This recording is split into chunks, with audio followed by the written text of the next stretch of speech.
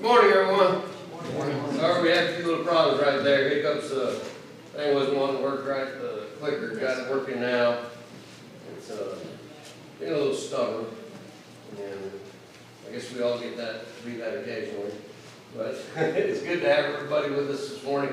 This morning we're going to continue our study in the book of Genesis, and we're going to talk about Pharaoh's dream, Genesis chapter 41.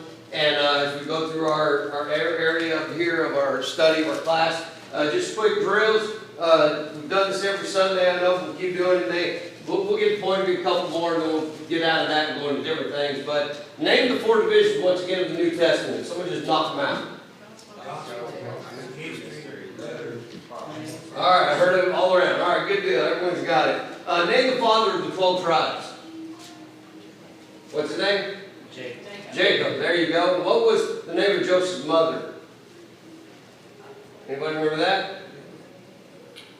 Starts with an R. Rachel. All right, there we go. All right. And his youngest brother. Benjamin. There we go. I think I'll have that one on there a couple more weeks. All right. So everyone's doing good. All right. So let's look at this. You know, when we saw Joseph last, of course, he was living in the Egyptian prison is where we find him at. And actually, we see him there at this point right now. He was in prison, but he had broken no laws. He was in prison. He had done no wrong, nothing wrong at all. He'd honored, the only thing he'd done was honor God. He honored God in his life, and it actually got him into prison. And he was in the prison because he had refused the advances of Pharaoh's wife. And with all this, he was faithful serving the Lord. And as we looked at that, knowing that he was a man who had his priorities in order, wherever Joseph was, he could be counted on to be completely faithful in all that we see. So that's what we're at, we're dealing with, as we understand, we get to that point. When we last saw him, of course, he was waiting for a visit from the outside. We go, visit? What kind of visit was he waiting for? If you remember in Genesis chapter 40, who had he talked to that he said, hey, don't forget about me down here. Tell Pharaoh, where I'm at, what's going on, who I am. And who did he tell that to? To the butler. To the butler, exactly right. And the butler, and we understand that happened. And, he just wanted to be released from prison is what he was hoping for. But when the butler was released from prison, he immediately forgot everything that Joseph told him, is what we're told. And so we looked at that. So in our text this morning, we're going to be moving. Joseph is going to be delivered out of prison and, in a sense, promoted to the palace. He's going to be working there and get a new job, and everything will be great. Remember, right now, he's not just a prisoner in the prison. What is he doing with the prison? He's overseeing. He's overseeing it. He's actually been overseeing as a prisoner. People might say, that doesn't happen or anything. I'll tell you this, I know that Ed and me worked for Texas Department of Criminal Justice, and there were years we had what's called building tenders and turnkeys, and they over time, got rid of all that because of just, But things seemed to run better when they were actually doing it. Building tender would make sure that the inmates weren't lying, everything was doing right. And then the turnkey is you would actually go up to a gate, and there'd be an inmate there, and you'd have to ask him to open the gate for you. He had the keys. And so it was a turnkey. And so it does happen. It was normal. It was like that for years. And over time, of course, because of lawsuits and different things with the government, that all changed. And no one's doing that anymore. But today, as we look at where we are on our, here on our timetable, we're in 1900 BC. We know we've already dealt with Potiphar, Joseph's prison. And we're going to be dealing with Pharaoh this morning. And that'll be Joseph with Pharaoh in that time period of what we find and what we understand. So we're going to see the unseen hand of God, once again, at work in his life. And we're also going to see that, that what the Lord did for Joseph, he can do for you and me. He can do the same thing for you and I. We need to get that. We go, well, no, God doesn't work that way anymore. I'll tell you right now, God doesn't have humans do miracles anymore.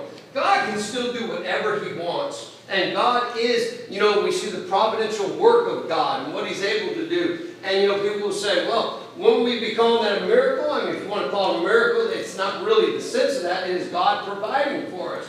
And so we need to understand that God's ways of things he can do for people has not changed, has not left. When the apostles died off, the only thing with the apostles when they died off, and after those who were able to pass on, to do signs and miracles, so on, is that humans could no longer do it. And that's what we need to see. God doesn't work through humans that way anymore. He works through providential means. Dad, go ahead. Another idea of the providential care is God working through the natural laws that he's already created. Yep.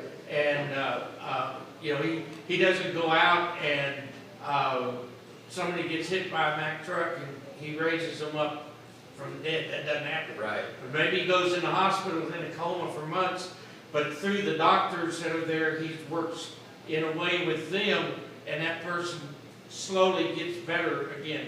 It's not instantaneous. That's exactly right. And we see that. Let me get this on here real quick here.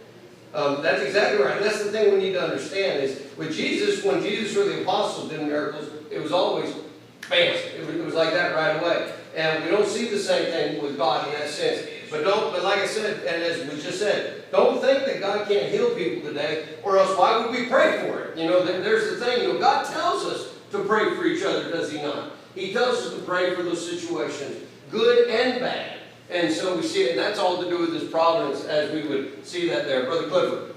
Yeah, I was just like my baby sister who had an aneurysm, and she was in a coma and unresponsive.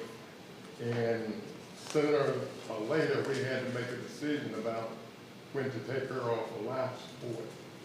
And, we went through the regular, process of talking to her doctor, my doctor, and every other doctor that we could find that would go in and look at her charts and things and, you know, and try to diagnose her and just give us as good an answer as they could give us about if she could come out of that coma or not. Is it possible for her to come out of that coma through man's eyes? You know, and eventually, you know, we had to tell them to take her off the life support. She couldn't live all her life like that.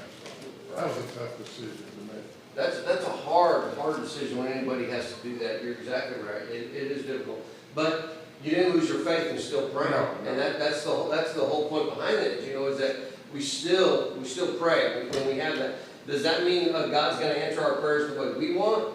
No, God answers the prayers the way He sees fit. And that's what we see with that and understanding as we go through that. Remind us where we are. We're in Egypt is where we're at. I've notice all the blue is all the waters, anything to do with that. But we're somewhere up here in the Egypt area, somewhere down in this area right here. Not up in the Goshen area, we're actually down in this area, and we would find that they're in the cities more than likely as we see this happening. So here we are with Joseph. We're going to talk about Joseph interprets the prayers of Pharaoh, and we're going to begin with this area looking at the providence that is found in Joseph through God. So let me see, do I have verse 1? Yeah, we'll get there in just a second. So to anyone, you know, looking for a life of Joseph, it must, you know, have appeared that, you know, when someone looks at Joseph, they just read this, it sounds like God did what so far? Kind of forgot about Joseph, right? I mean, it's what it sounds like when you see a regular, everyday person that doesn't know God, that doesn't understand. I say it, even Christians can see that if they don't understand the providence of God, that it's there. And that's why it's so important for us to realize that, yeah, we can't explain providence 100%. You know, we try to explain what we can of it, but we do know that it works, and we do know that it's there. And so as we look at this, so I just want to think about it. Even though it looks like this, remember, God has not left Joseph. But what's even more important is Joseph is aware of that. Joseph, even with everything he's dealing with, everything he's going through, he too is aware of it. And we see it because he remains faithful throughout all of this. And so let's go ahead and see what's happening here. We'll get to verse 1 and get an idea of what we see here in 41 verse 1. If someone would read that for us, please. Then it came to pass at the end of 2 full years that Pharaoh had a dream, and behold, it stood by the river.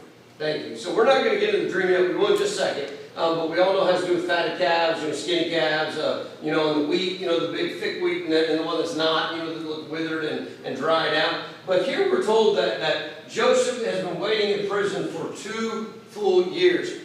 Remember now, that's only 2 full years to this point, you know, after the butler left. Joseph, we know, we've seen, and there's 10 years, it'll be 12 years now, missed, gone. And we see, did he spend all that time in prison? It sounds like the majority of it. I don't think all of it was, he was in Potiphar's house for some time. But the majority of what we see here, I mean, imagine someone being in prison, even a year, you know, for something you didn't do. And we see that happening. So here, you know, the butler was released and didn't say anything about it. And God used the long, grinding years, you would say, in prison to kind of, what it did is we would see it just by what we see in Joseph. It taught Joseph even more patience. You know, Joseph already had patience. We could see that in his life, but even more independence and humility. You know, God placed Joseph, we would say, you know, to wait on the Lord and to trust the Lord in spite of the situation at hand. Because here's what happens. Joseph's going to have to wait more, isn't he now? He's even going to wait more after he gets out with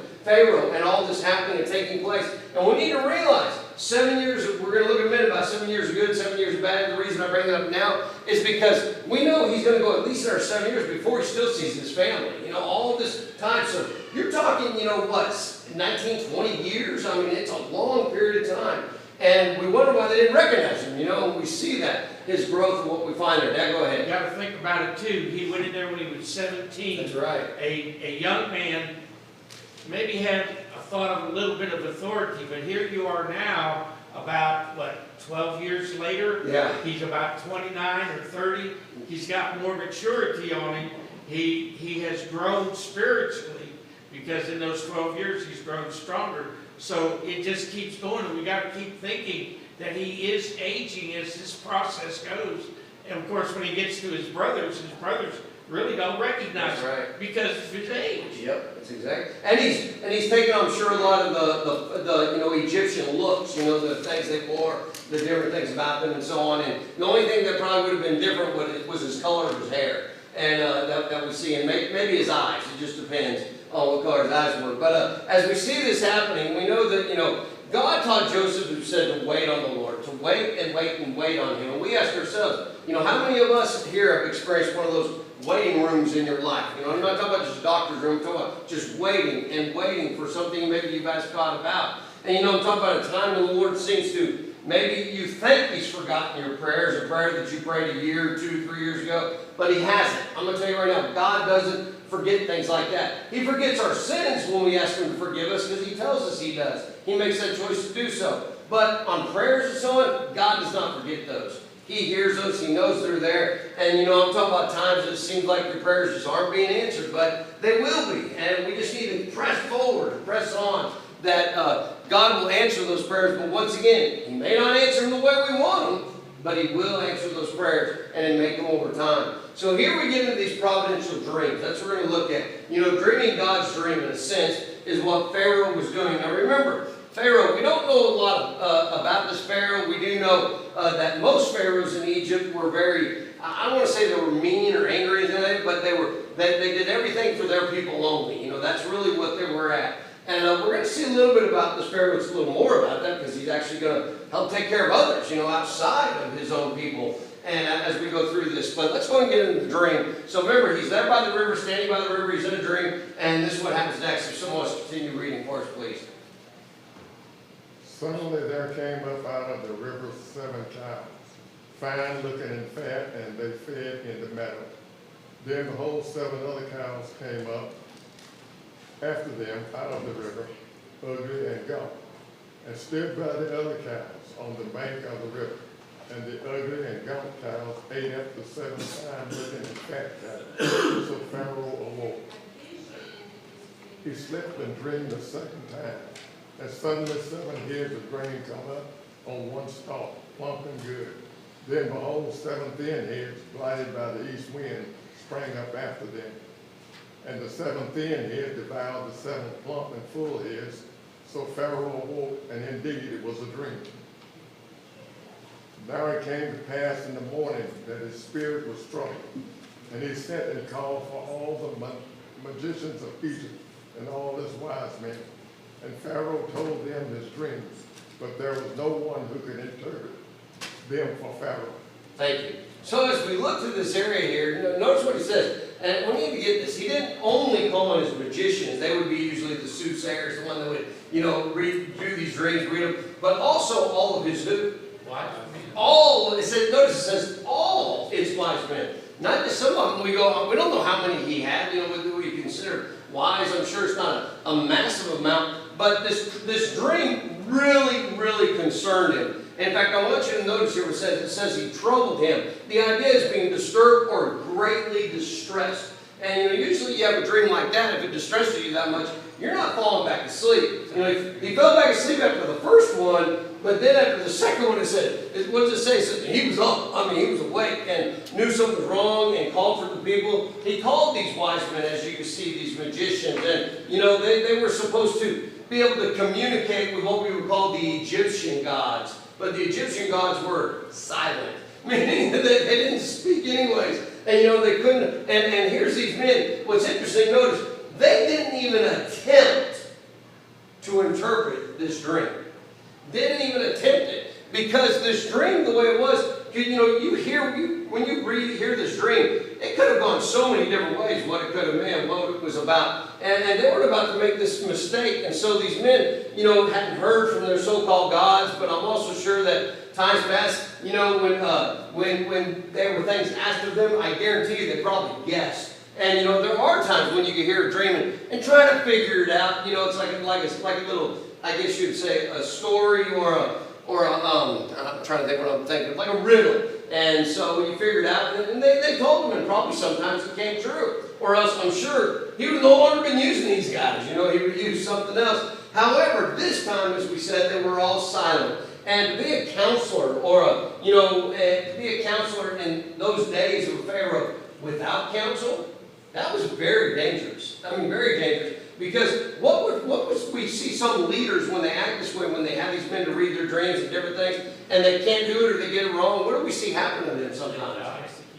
They're killed, that's right, they're executed. We see those things happening. So again, we need to understand this is providential work in Joseph's life. God sent these dreams to Pharaoh, and it seems he also, in a sense, we say, did he send a blank response to these wise men and magicians? I don't think that's it. I just don't think they had a clue. And they were, like I said, they were scared to bring this up. And so, as we look at this, here's God behind the scenes, and he's accomplishing his goals. He knows what's about to happen. He knows where it's about to go. And what a blessing knowing that Pharaoh and his men thought he was in control with everything that happened in Egypt. And he's going to find out really quick, guess what?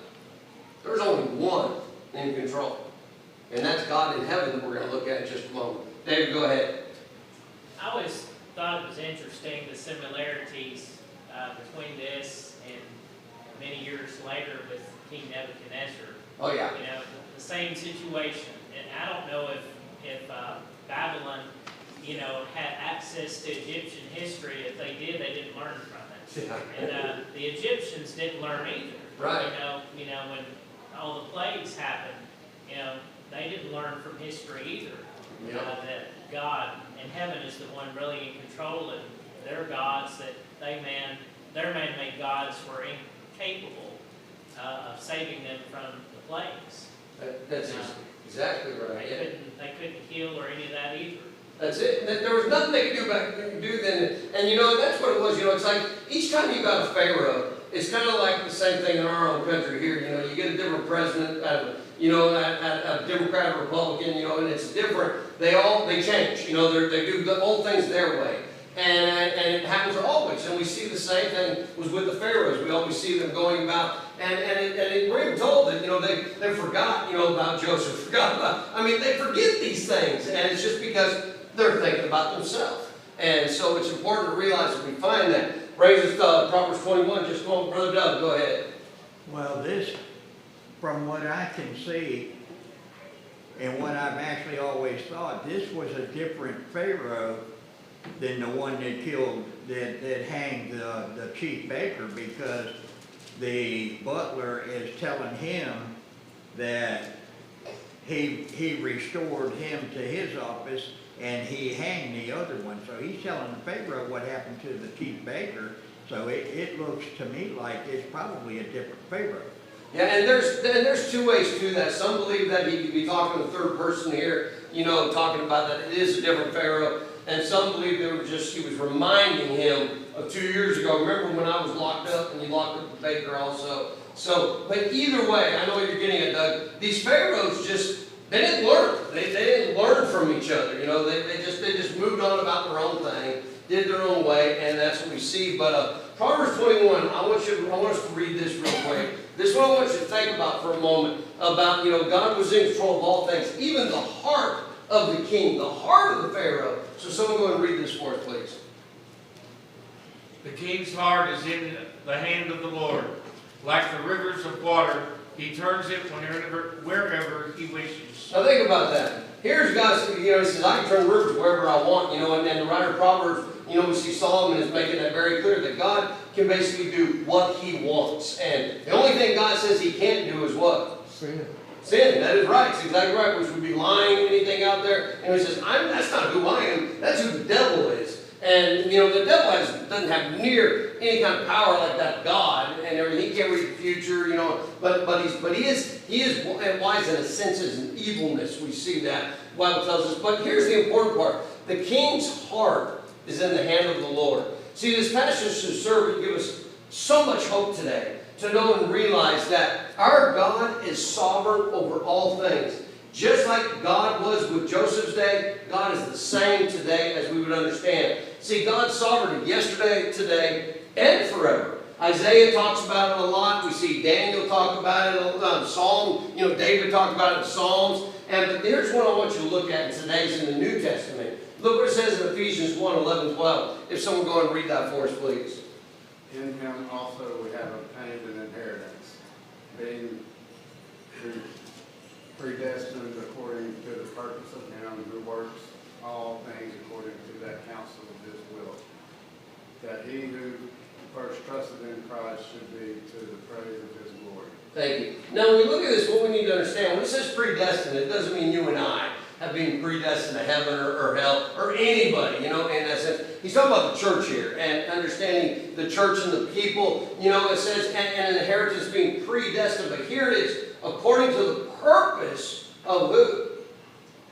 It says of him, of God, Jesus, and that's where we see this happening. See, God has all sovereignty over all things, and we need to realize that and understand how good that is that we are on the team of God. We are God's team, Jesus' team. And I'm going to tell you right now, people will look at Jesus, God, and go, Jesus lost because he was crucified. No, Jesus won because he was crucified. And Jesus will always be the winning team. And we see it and understand how important that is. But what we also realize, it doesn't end there. We also understand as we think about this, that kings rule at the pleasure of the Lord. God removes kings and raises up kings in his fashion and the way he wants. And when we look at these couple verses, we're going to look at them, and I want you to think about this, thinking, well, that's Old Testament. We also look at the New Testament one, the book of Romans, and we'll see that about governors and kings and so on. And we need to ask, did it stop with during the first century after that? Does God not have any choice anymore? Does God not have any decisions? Does God not continue his purpose by maybe placing and removing people at certain times? Don't say no to that. No, he doesn't do that anymore. Yes, God does, without a doubt. We see that. Now, does that mean that God is in everybody's moment treating them like a robot? Saying, I'm going to make you be a robot so you're here and there. No, what God does is he uses those situations at times and uses them through life. But it also says he's very clear about removing, putting him in where he needs to go and what needs to be done to further one thing and one thing only, his will. His church, we would say, as we understand we're here on earth. Dad, go ahead. It's amazing that in the time we're in right now, the number of people who profess Christianity and those who are in the church, that all are seeking in prayer for a government that will use God as the center post to move forward, because so many say, we as a nation have so many who have forgotten God. Mm-hmm. And that's exactly true. I mean, because we've seen the way things have gone over so many years. I mean, you can almost say it's been going on for a long time, and we see that. But I just want to show you a couple verses just real quick. We go back to Daniel. This is where I believe David was talking about Nebuchadnezzar, not learning and not knowing probably with the Egyptians if they could read it or not, but not learning from it. But let's see what we're told in Daniel 2 when it deals with Nebuchadnezzar king. So I'm going to read that for us, please. And he changes the times and the seasons. He removes kings and raises up kings. He gives wisdom to the wise and knowledge to those who have understanding. Thank you. And in Daniel 2, we don't only read about this, we actually see it, don't we? In the book of Daniel, we see it happening with Nebuchadnezzar. In fact, notice Daniel 4, 32, verse 32. Someone go ahead and read that for us, please. And they shall drive you from men, and your dwelling shall be with the beasts of the field. They shall make you eat grass like oxen, and 7 times shall pass over you, until you know that the Most High rules in the kingdom of men, and gives it to whomever he chooses. Who's God talking about here? He's talking about Nebuchadnezzar, yeah, about the king. I mean, and you need to see that last part. And he gives to whomever, he rules over it, and he gives to whomever he chooses. Very important to see that. But it doesn't only end there, because someone say, well, that was the Old Testament. Let's go to Romans. Now remember, before you read this, before we go back and read this a minute, in Romans chapter, as we would see this chapter 13, I want you to think about this. How bad was the Roman Empire when it came to Christians? Pretty bad. Pretty bad. I mean, really bad. Sawing people in half, burning them at the stake, piercing things, taking things off of them. It's just terrible. Everything that went with it that was involved in it. And out of all places you would expect, you wouldn't think God would be saying, hey, in Rome, I can move and remove people back and forth how I want. And you think people read this going, well, get rid of the emperor, get rid of these people and so on. Well, guess what God eventually does? He eventually does that because he needs to. And we see that. Let's go ahead and look what it says in Romans chapter 13, verse 1. If someone go and read that for us, please. Let every soul be subject to the governing authorities. There is no authority except from God, and the authorities that exist are appointed by God. Isn't that remarkable? Now, we need to understand, somebody say, well, is this only referring to the church or what? No, this is referring to the society, because what Paul is doing here, he's talking about general rules that we have of our own, our own society, our own, countries, our own, state, whatever it may be that we see that. And he makes it very clear with it. And I love how he says, there's no authority except from God. Only from God. Now, some will say, yeah, but what about those people that are leaders that are just horrible, they're terrible, they're against Christians, they're against this, that, and that. Is that anything new? Has God used those same people like that for years? For centuries? For decades? He definitely has from the beginning of the world. We see all that all the way through. We see that happening. But also another one, well, not there, this is where we move on. Dad, go ahead and get a I comment. was going to say on this thought too, that God established government. Now, he's not pleased with all governments. All right. But the government is there, and the pleasing, and this is absolutely applicable, that, God can remove that person that's in the government if he so desires. But the government is there for us to care for us. Yes. And if they're not doing it, and our prayers go up, and God says, okay, I've had enough, it's going to change. That's right. And remember, the Roman Empire, they had bad emperors and everything, but it actually did what's crazy. That's why Jesus came during this time. It actually made it a safer time in the world. People could travel anywhere. There were roads, there were ships. You could go anywhere you want. There were people taking care of it. There was security everywhere. And those things happened. So see, God knows what he's doing when he has to use things to a certain way and extent to accomplish his will, is what we would find there. But remember, does it take somebody special to accomplish God's will? Nope. God can choose his will, accomplish it. He'll find somebody to accomplish it through, to do his will. David, go ahead. I was going to say, Jesus, even he mentioned that when he was before Pilate. Yep. As Pilate, he has this mentality, I have the power, to crucify you. And, Jesus, this is John 19:11. It says, Jesus answered, thou couldst have no power at all against me, except it were given thee from above. Therefore, he that delivered me unto thee hath greater sin. Yep. Jesus acknowledged it too. Yeah, and when Jesus said those words, we see that it kind of questions him and his wife. Like she's telling him, this man's a good man. Don't do this. Don't do this.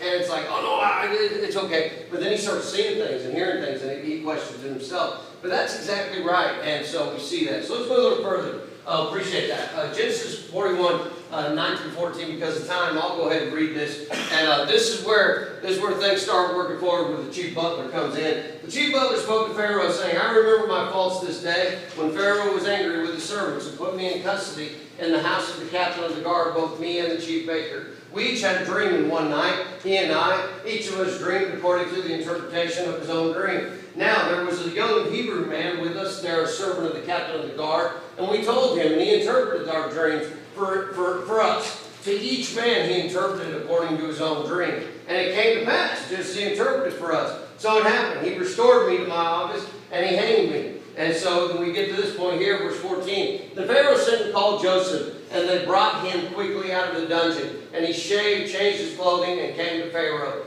And so we see all this happening. So here what we see is just, all this is getting ready. He's praying to him, and we get to these next very important parts where Joseph is brought, before Pharaoh, and he's gonna say, Pharaoh's gonna repeat everything again, and it's a long reading. I'll read it too. But notice what it says. And Pharaoh said to Joseph, I have had a dream, and there is no one who can interpret it. Here it goes, very important. He makes it very clear. There is nobody in this world, in a sense, in his world, that can interpret this dream. Because if he could find somebody, he would have brought them to him. And it wasn't that nobody could just do it. Nobody was even willing to try to do it. He says, but I've heard it said, he's telling him here, that you, so here it is, here's like, Joseph, I'm going to give you a big head right here. Joseph's like, you're the man, Joseph. And that's kind of what's happening here. He says, but I've heard it said that you can understand a dream to interpret it. But here's Joseph, not with his big head, with his humility. And it says, so Joseph answered Pharaoh, saying, it is not in me. God will give Pharaoh an answer of peace. God. And here it all goes. God, not your gods, Pharaoh, because your men should have been able to answer from your gods. It's the God. It says, then Pharaoh said to Joseph, behold, in my dream I stood on the bank of the river.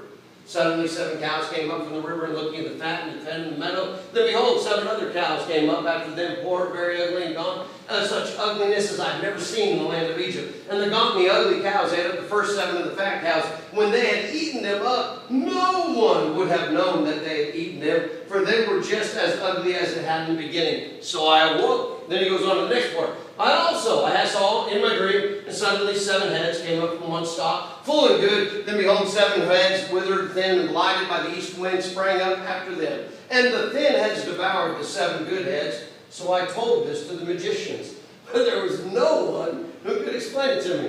And then Joseph said to Pharaoh, okay, so here's Joseph. All right, sit down. I'm about to try to figure this thing out. What's going to happen with... That's not what Joseph does. Joseph just goes like this. And Joseph said to Pharaoh, immediately he just comes out and says it. Doesn't have to go talk to his other wise people over here or somebody else. What do y'all think about this thought? And that's not what it is. And he goes, the dream of Pharaoh are one. I said, what? It's one dream. He said, God has shown Pharaoh what he is about to do.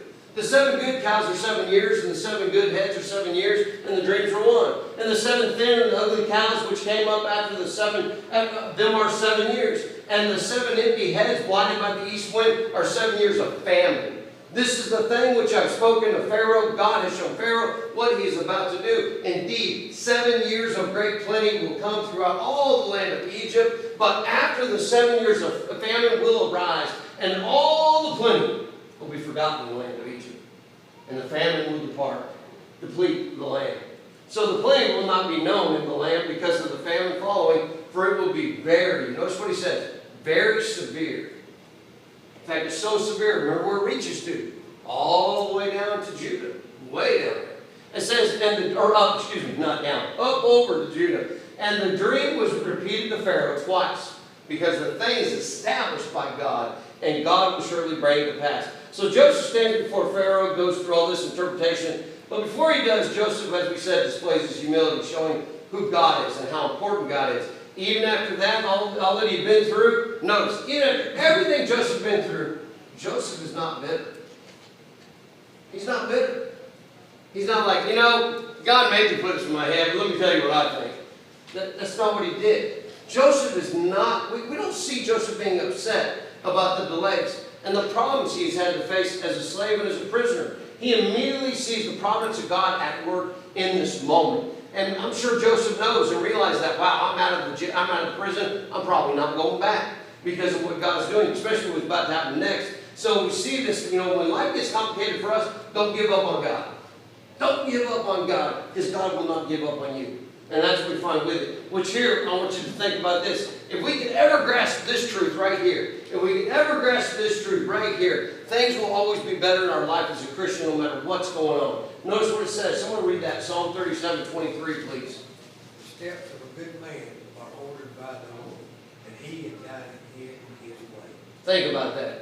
If we could ever grasp the truth of Psalm 37:32, if we already have it, great. Let us continue to grasp it. If not, get it. It would change our perspective of God in our lives. And if we could grasp the truth that we were, that where we are, what was going on, whatever it is, and it's because He has placed us maybe there for His own purpose, it would focus our faith on Him even more. If we could grip the truth that He is working out every detail of life for His glory and good, we'd be able to get through it.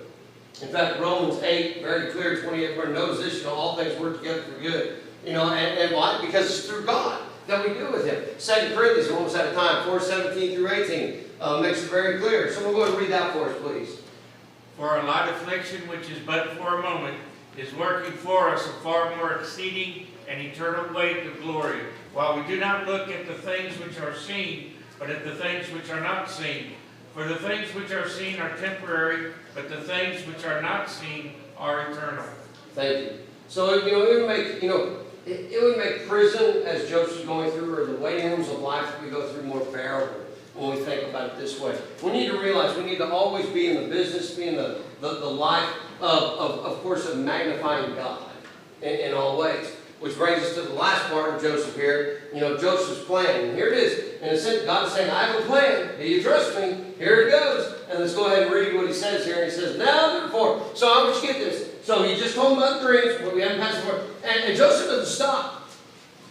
And Joseph's going to do something that nobody else would probably ever do. He's not only going to tell him what these dreams mean, he's going to tell him what he needs to do. How many people do we hear of telling the Pharaoh, this is what you have to do? I mean, it wasn't that he said it mean or anything, but he makes it very clear, if you don't do what I'm saying, everybody's going to die. So let's see what he says. Now therefore let Pharaoh select a discerning and wise man, and set him over the land of Egypt. So there it is. Let him do this. Let him put a man over Egypt. And with Joseph doing this, Joseph, I don't know if right now in his mind he's thinking, I'm going to be the man. He might be, because God has done this each and every time that Joseph has been dealing with something. And it says, let Pharaoh do this, and let him appoint officers over the land, to collect 1/5 of the produce of the land of Egypt in the 7 plentiful years, and let them gather all the food of these good years that are coming, and store grain up under the authority of Pharaoh, and let them keep the food, notice, in the cities. And then he goes on to talk, then that food shall be a reserve, as for the land for the 7 years of famine, which shall be the land of Egypt. Notice, in the land of Egypt, that the land may not perish during the famine. So he makes it very clear that this is the case. What he's going to do, his plan is threefold. I mean, this is what it is, real quick, threefold. Number one, Joseph recommends finding a wise man to oversee the massive project.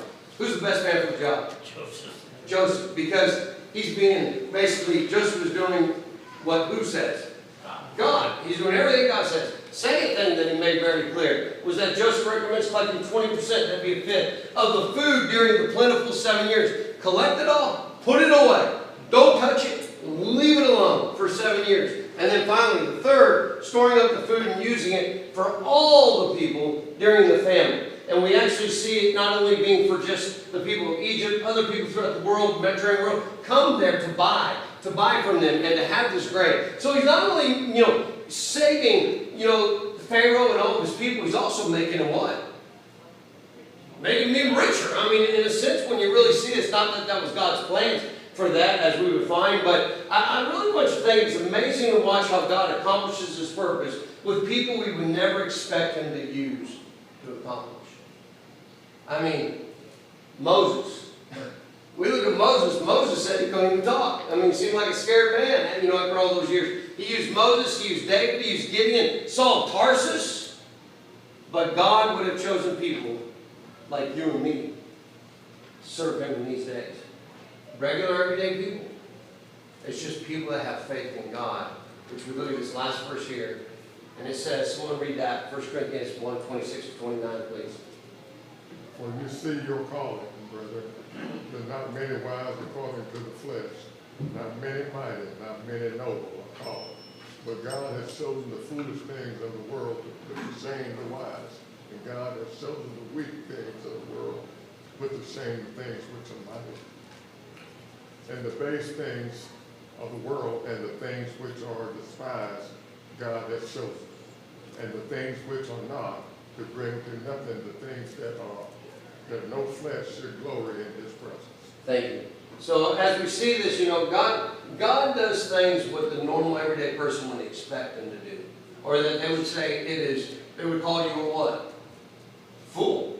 He says it's foolish for you to do those things. God says, I chose those things.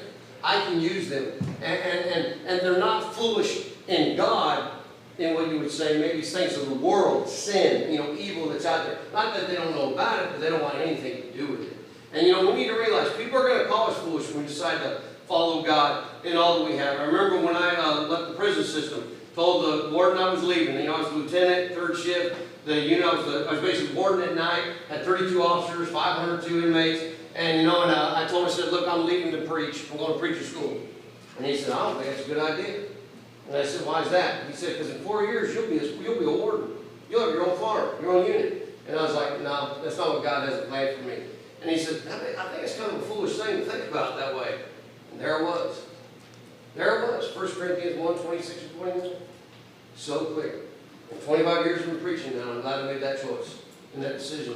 God, if we will allow God to use us, he will keep us to where we need to be and take care of us through everything. So I'm not going to get to these other, my red lights there. We'll get to those another time. But just to close out, I'm going to ask 2 questions. We'll close out, come over. How did Joseph's brothers feel about the father's show of favoritism to Joseph?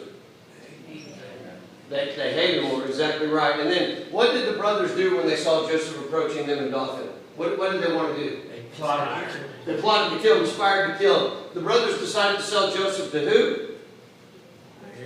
The Ishmaelites who were going to Egypt. We all know that. I'm not going to get to the other question, only two others. But it's good to appreciate everybody in class this morning, and hopefully we got something from it as we continue. It was pretty quick, but we had a lot to cover in that area. All right, thank you.